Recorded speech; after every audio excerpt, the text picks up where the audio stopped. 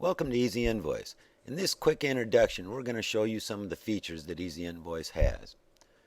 ezInvoice has been made to make invoicing as easy as possible. And this is your home screen where you'll see these simple little blue boxes that contain applications that help you get your work done. Let's click on the new invoice icon. This brings you to your new invoice screen. On this screen, you'll fill out this form to begin invoicing your new customers. Click the Add to Your Customer List checkbox, and he'll be in your contacts list, and we'll show you that in just a minute. So to make an invoice, you can see that up here in the menu, your business information is already pre-filled out for you. Your customer information for a new one has spots for you to fill out, everything that you might want to fill out. And you have options for your invoice like currency, tax rate, shipping, payment due. You can put a note to your customer, select the date for your invoice, select whether or not you want to use your logo on your invoice. And then you have your item list where you're filling out things that you're actually billing for. You can enter a quantity, select a tax type for this, the description, and the price or unit price if you've entered a quantity of more than one and want to bill by the unit. You can type your description in this box here, and you can adjust these boxes for how large you need them to see your entire description so you know that everything's in there like it should be. You can add item rows, and you can delete item rows.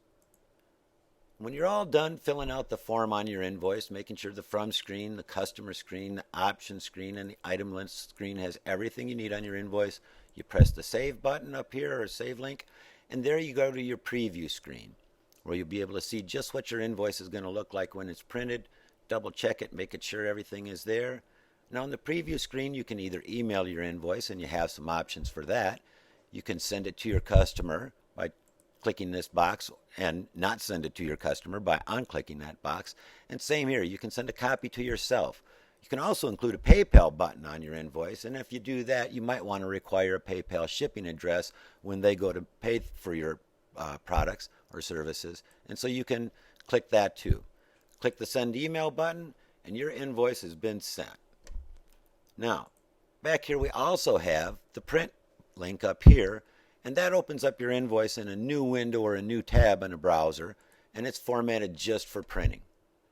When you're done with that, just close it out, and back to your home screen you're going to go, or back to your preview screen you're going to go here. Now, if you want to enter some payment information on this invoice, you can click this payment link up there. That brings you to your payment screen. And you can select a date for when you received your payment, type in the amount, and make a little note, whatever you want, and then save that payment info, and then that'll show that your invoice has been paid. We didn't have anything on this invoice, so it shows a balance due of a negative for what we entered for the amount. But you get the idea. When the balance due shows zero and they don't owe you any money, that'll flag that invoice when you go to make a list of invoices and search for them and make reports later. Okay, so that's a quick overview of what you do to make an invoice. From this screen, you can select also to email your invoice, to print your invoice, and you can even click this and edit button and go back and edit this invoice all over again.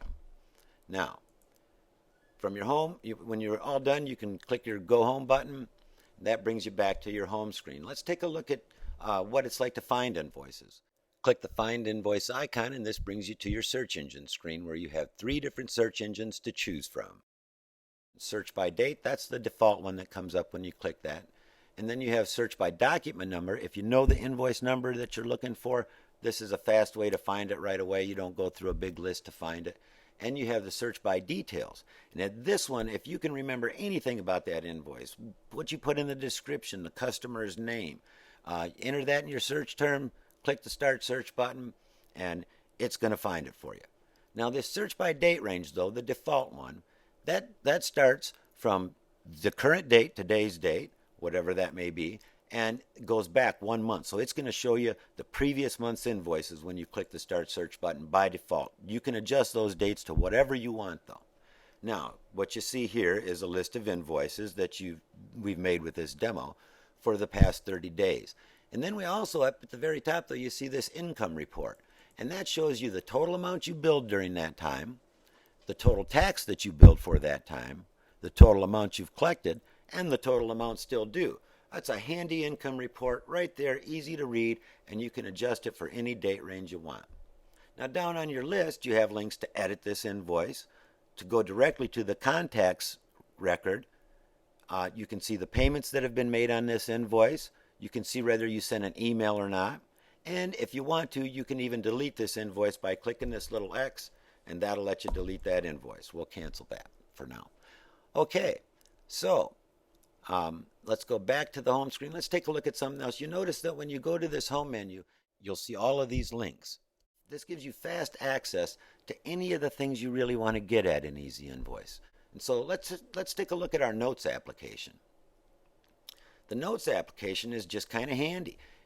You can make notes to remind yourself of stuff, things you need to do, things you want to get done, whatever, people you need to call. But what's neat about this one too is that you see each note has got its own little border on it here. It's easy and clear to see they each have a subject and then the body of the note in them.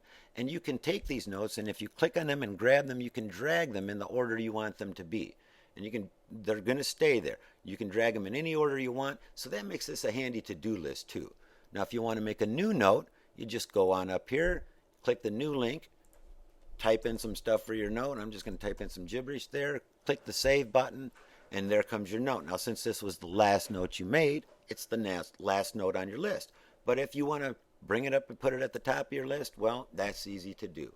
And let's say that you have something on this that you needed to get done, and now you're done with this note and you want to delete it. Well, you have a couple ways you can do that. For this one, we're just going to take and we'll just click this handy little thing up here, and I'm sure you figured out already that was to delete this. And that gives us our alert box asking us if we're sure we want to delete this note, and we're going to tell this one okay, and away that note goes. Okay, if you want to edit a note, you want to add something to it or change something or delete, just click the title up here, and that brings you right up into this edit screen, and you can edit it. You can also delete the note here with this delete note link, and again we see our alert screen asking us to double check we want to do that. We'll cancel this one, and that's it. That's just about, a good overview of your notes and what you can do with them. So let's go back to the home screen now. Let's take a look at our contacts. If we click on our Find Contacts link, we come to this little screen right here. And what this does is this gives us a nice little search engine, and it'll list anybody's name that you put in here. Now, we just typed in M. Everybody whose name has an M in it comes up, but let's keep typing a little bit more here. We'll type an O, and you'll see that it's going to narrow that list down. Now you need a MO. Myerson Movers, the Movers part has the MO. Let's do a space, and we see it just comes down to Mojo Jones and Mo Jones, all right? And from there, you can either use your up and down arrow key or just click on one of these. It pre-fills out your form. Click the Go button, brings you to that contact. Okay. On this contact record, you can see that it's got their name and address information, email address there. We also have this Show Notes link down here. And if you click this, you'll see that we've got some notes here. And we'll finish this one up. There. We're going to save that note. That gives us a reminder about something. And we know this guy wants his stuff fast, so we're going to get on it when he comes around. We'll save that note. Okay. And there you see. There it is again. Now, we also up here, we have this invoice link. Okay. If we click that, that gives us a fast way to make an invoice for Mojo Jones. If we click on that, we go to the new invoice screen where we see his information's all filled out. And if we click on the From screen, your information's all filled out there. And then so we've only got the options screen and the item list screen to fill in, and we can make him a fast invoice. Now, of course, you can change any of this stuff on any of these screens that you want. You can change anything, and even your own business name. If you have two businesses, you can change it to the business you want to invoice for. All right. Now, we're just going to go back over to our customer list again here. And so we'll cancel out of this invoice. On this link here, if you click it, it's just going to give you a fast list of all of your contacts. Okay? So we'll go back to Mojo Jones here. All right? And so we looked at the invoice link here. Now we can see with the edit link, we can edit all the information for Mojo Jones if we want to change anything here. We can change his billing address. We can change his shipping address here. Okay. So all of those things are available and fast and easy for you to use. If we want to delete this record, we don't do business with Mojo Jones anymore, then we can click this link right here, and that's going to get rid of Mo forever. So, all right. Now, let's go back to our contact screen.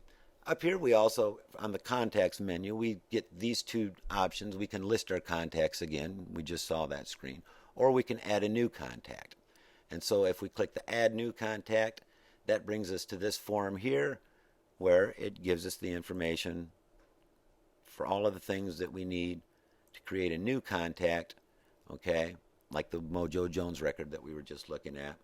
And so that's how you can add new contacts, or like we showed you when you create a brand new invoice, you can click that Add to My Contact List. Both of those will add these to your contact records. All right, now let's go take a look at our home screen again. Again, here's our Add Contact button. That brings us to the screen we just looked at. So for now we've got the preferences and the help. Let's take a look at our preferences. This is where you enter your business information, your phone numbers, email addresses, your mailing address. You can also change your password here, okay? You set your tax and currency here, and you can see you've got a lot of currencies to choose from. So no matter where you're billing, you can enter that currency, and that puts the right symbol for your currency. And then you've also got document options here, all right? And this gives us the option to, by default, use our logo on our documents. Let us set our next invoice number, and it increments from there automatically. And then it lets you set your document footer. You can put a nice little generic message down there. This is just a thank you for choosing us sort of message. Then we go over to this logo link. And you can see this is where we show you what the logo is that you're going to use. We give you a place to upload your logo. Click the Browse button. Search for it on the hard drive of your computer. Select that. Click the Upload button.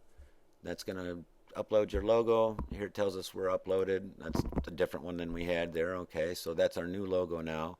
And it gives you the guidelines for your logo. It has different formats that it has to be used in, and it's the most important is that the canvas size needs to be 350 pixels wide and 55 pixels high. Okay? All right. Now, from there, we've got the help, and we'll go through that in a different video, but you've got videos that show you how to do everything on this ezInvoice application, and if you need to contact us, clicking the help button gets you there too. So there you go. That's everything you need to know. Thank you for taking a look at ezInvoice.